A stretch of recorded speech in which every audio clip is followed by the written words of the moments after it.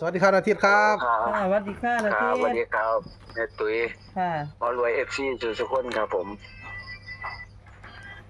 เป็นทางใดก็มีเสียงเพลงเสียงเพลงเปิดเพลงฟังโอ้ยเขาเปิดเพลงดูทางหลังเจ้อันยับผู้นี้นะบ่าวเขาเดี๋ยวอย่างนี้ก่อน อันยับนี้นะครับผมได้ยินบ่เบาเนี่ยแหละเดี๋ยวอยู่ไปยางไปทั้งศาลผู้ฝากหัวแดงพุ่นล่ะเออเอา ครับเป็นฟันหน้าที่เด้งตัวมันเนี่ยครับเลขฝันเดี๋ยวมันขึ้นอยู่ขอเพิ่นแหละขอปู่แล้วขึ้นไปเมื่อวานก็เลยขอเพิ่นนะ ขอเล่า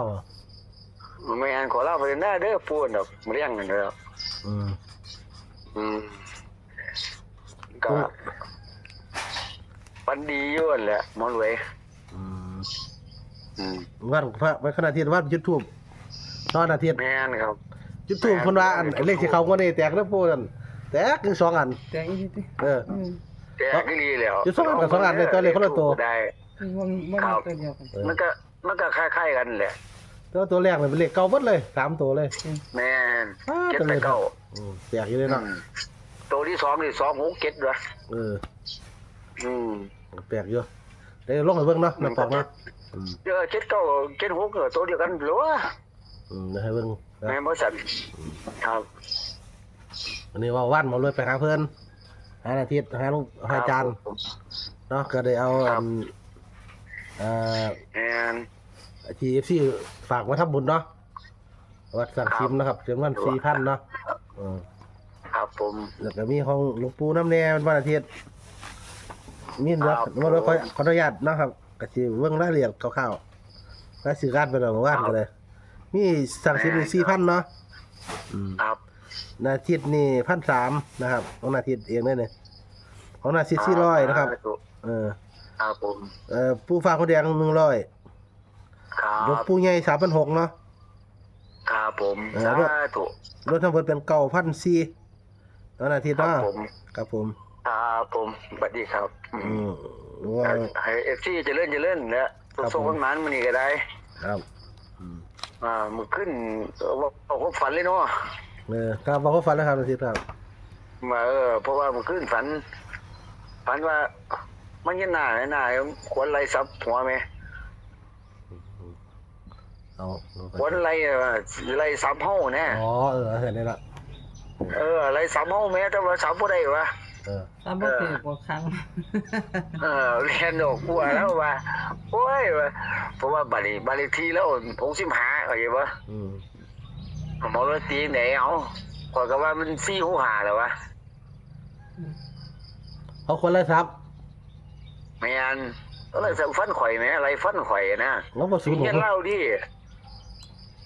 แล้วศูนย์บ่ครับก็ที่ศูนย์ก็ที่ไรฟันข่อย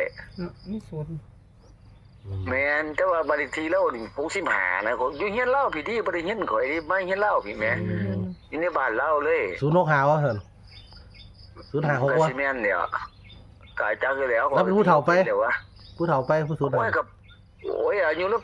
70กว่าแล้วเนาะผู้เฒ่าก็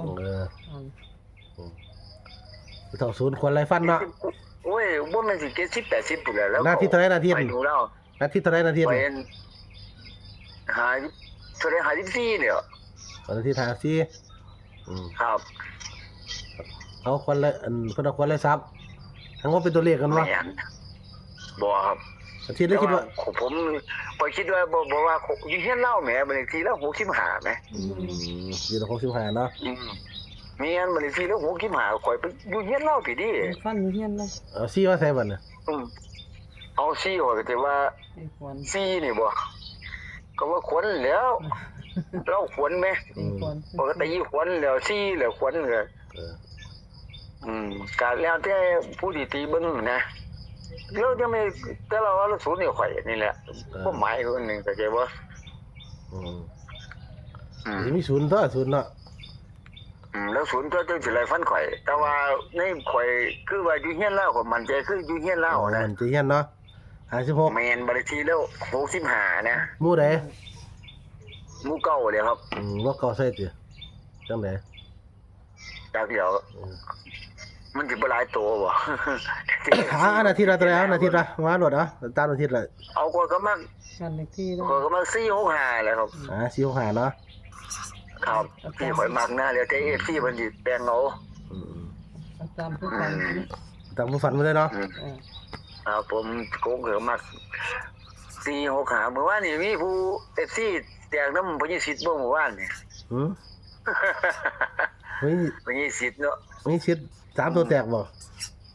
เอาก็แล้วสมัยขี้เด้035เด้053เนี่ยว่าน โอ้ของเรา2ขี้3ตัวเลย แล้วจะตายก็0หาแล้วอยู่หมู่บ้านเขาผู้บ่ออก เออ ออก ของเราไปของบูปูบ่ออกมันเป็นของงานพญาซิดไปออกท่าสตาร์นี่ อืม แม่นก็บันเล่าสมัยขี้ของหลวงปู่ไปออกกายชาติด้วย ปูเลือดไปกายชาติเนาะ กันเลยแม่น อืมเสียดายอยู่เด้เนาะ ครับ อืม ถ้าบ่ได้ตามทอคนก็ซื้อถึงแล้วจะตายก็สิได้เยอะแหละหมู่บ้านนะ อืม อืม ขออนุญาตกลับหัวเลยเด้อพบกับเป็นเก่าเนี่ย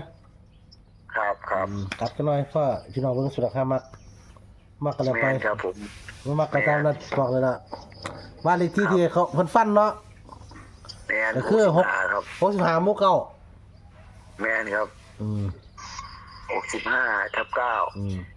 65/9เนาะ ครับผม ตามนี้เลย ครับเดี๋ยวจะไปตามหลวงปู่พระยี่สินให้ ครับ ด ผ อก ม หาเป็นบ่ทันได้พออยู่ผู้หนึง เด้วัดไปกันอาทิตย์ไปขวาอยู่หั่นล่ะอืม ครับผม โอ้ก็ ครับบ่ได้เลยครับเลขถูกก็ได้เนาะครับ ถือว่า FC เพิ่นนั่นดีเด้เนาะ FC เพิ่นก็ ครับ ร่วมสร้างซิมดีอยู่ ครับผม อืม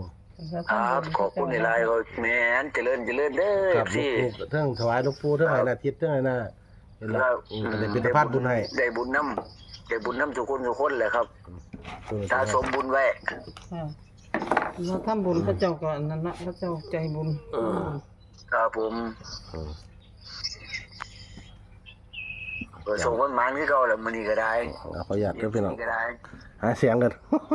เดี๋ยวบ่งามถ่ายไป ครับ อืม ใช่บ่หมดเลย หาเสียงกันผมบ่งามถ่ายอืมหาเด็กเอ้าตัวได้ไม่ตัวเฮา465บ่ 465ตัดให้กับ466545ตัวกันคือ49กับ95บ้านเลขที่65หมู่9 ตำเล่าเนาะ ครับผม ตามผู้ฝันเด้อนะครับเพื่อตีได้ก็ล็อกคอมเมนต์เข้ามาเนาะ ครับผม ชมมันนำอาทิตย์เพิ่นตามนี้แหละครับ ครับสวัสดีครับ ครับอันอาทิตย์เกิดว่าเสียได้ไปหน่อยให้กันแล้วบัด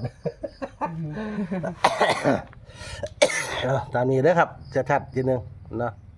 เสียงบ่ดีเนาะไม่ตื่นเนาะ เอามาอย่างสิจังใช่ ชัดมาทางผีจังชัดนะครับเอาโชคๆกันมาเนาะอาทิตย์รับเรื่องสุขสุขคนสวัสดีครับ ดีค่ะ อืม